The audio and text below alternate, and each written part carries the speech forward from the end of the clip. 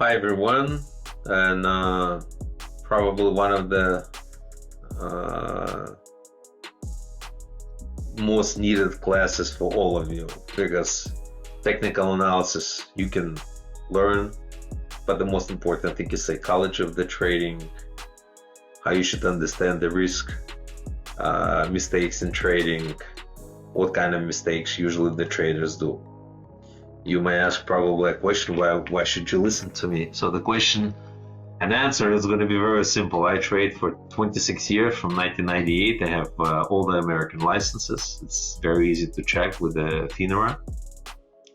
And a very important thing, why should you listen to me, is I run at one point one of the largest group of traders, is one of the biggest day trading firm, WorldCo.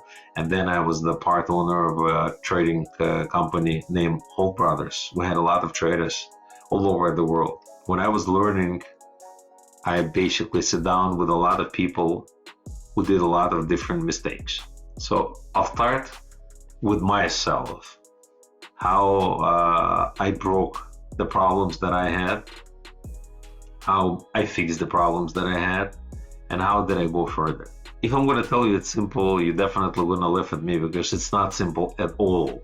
It's not only not simple, but this is by far one of the hardest parts to deal with. You know, if the trading would be easy, everything would be much easier. So the most important thing, how I did it, it's not simple at all. It's by far extremely hard. And by me telling you it's hard, maybe at least you're gonna put your brains at work, because all over the internet, it's I will show you 3 easy strategies to make money.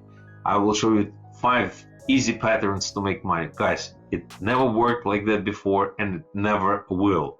Of course, you know, it's easier to see the guys in a in a computer and playing, making the trades, saying, you know, it's beautiful. I will tell you about my mistakes. Actually, I didn't have that many mistakes, and the only reason not because I'm so smart. Like most of you, just a fucking immigrant. You know, I came to the United States in 1993 with a $37, and when I came to trading, I understand this is the only opportunity I will ever have, because I was just a taxi driver, and it's not a little story. That's the truth. I was just a little taxi driver living on the 18th Avenue in New York in a $530 apartment with the scratched walls, with everything, with no money actually in my account, with a little money, you know, that we put away with my wife. And I figure out one thing: it's going to be extremely hard if I would not succeed, because you know that was the only way. If I tell you even more, if I would figure out that I have other chances, I would be lying to you, because I wouldn't know what to do if I wouldn't succeed in trading. You know, I would probably drive the taxi, then I would probably put the money away to have a medallion, buy my own medallion, maybe rent it out in the future, maybe, you know, get the finance or anything else. So I had no other options. I remember when I came to the firm, I have to compete to the all the guys, which was much smarter than me. I mean, I technically even right now believe so, but they didn't have the balls and the needs that I had. I had a big needs. I wanted to make money. So all of them had a 4.0 GPA, Columbia University, NYU, Harvard, MIT, the best fucking smart asses in the United States. And you know, I did better than them. In 3 years, I was #1 in the company. So how did I made it?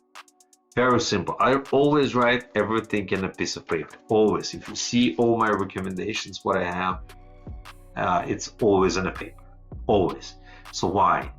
I never trust my brains. Doesn't matter, you know, how smart I am. Doesn't matter what I do. Doesn't matter what I remember or not. I never trust my brains. I'll write everything down, so this way I'll remember. I'll write always an explanation. How did I did? What did I do? Why did I did? So for me, the most important thing when I started trading, it was rules. So I anticipated myself that I have to follow the rules. And the rules, first rules in trading, it's not the chart, it's a discipline. I never forget the words of my first boss, Walter Bruin. He told me one thing, Alex, I'm never going to be able to control how much money you make, but I definitely going to control how much money you're going to lose, because this is my money. You make your own money, you lose my money. And that was the key for me. So I understand that everything comes from losses. Everything comes from stop loss. Everything comes from risk. That was the rule number one. It's not to break the rules. Did I break the rules ever? It was only once in 2006. So I will tell you a little story a little later on. But for now, beginning of trading in November 98. No, I think the April or yes, I got the final Series 7 license in Series 55, I think in November 98. So in the beginning, in the middle of 1998, I didn't break any single rules, because I understand if something goes wrong, I'm out. I'm just a history. So for you to understand, you can become a history of a trading, of the trading firm or anything else extremely fast. So you begin with the rules, and the rules are very simple, not to break them. That's the most important rule. So the problems that we usually have, since we put the rules by ourselves, we easily break them. But I'll give you just one advice. Why don't you take a physical money, put the physical money on the table, and every time that you are planning to break the rules and lose money, you will reap, let's say, $1 bill, $5 bill, $20 bill, $100 bill. So once you're gonna understand it's a physical money, not a virtual money. By the way, it's a other problem, other issue. That's when the people start trading, they think it's not real money, it's a virtual money. It's not virtual money. It's not such a thing as a virtual money. For example, you go to the bank, you borrow the money for the house. It's not the virtual money you borrow. You borrow the real money that you have to give it back.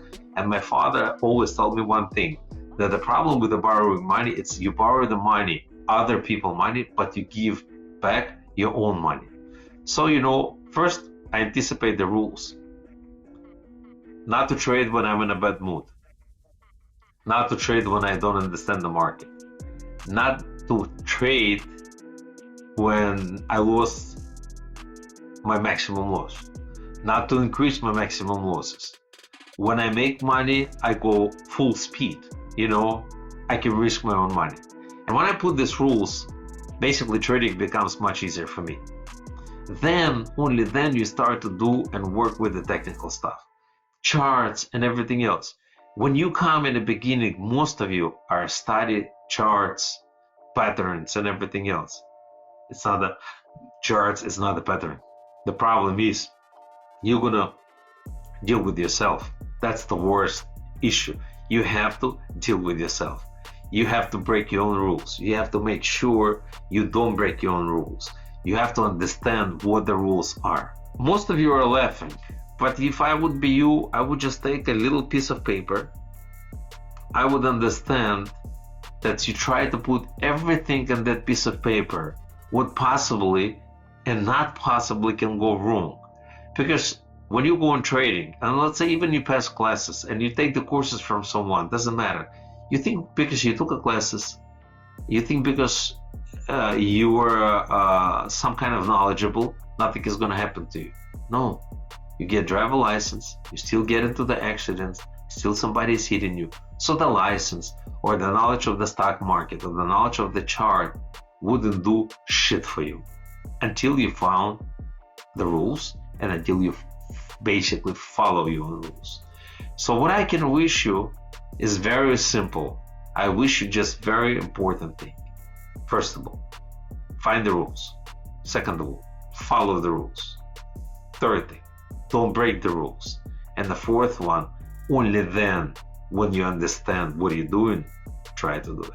I wish you, all of you, good luck. I hope you're never going to break the rules. But I'll tell you a little story. It's a very big problem for traders because the person didn't have rules. Sometime you'll get lucky.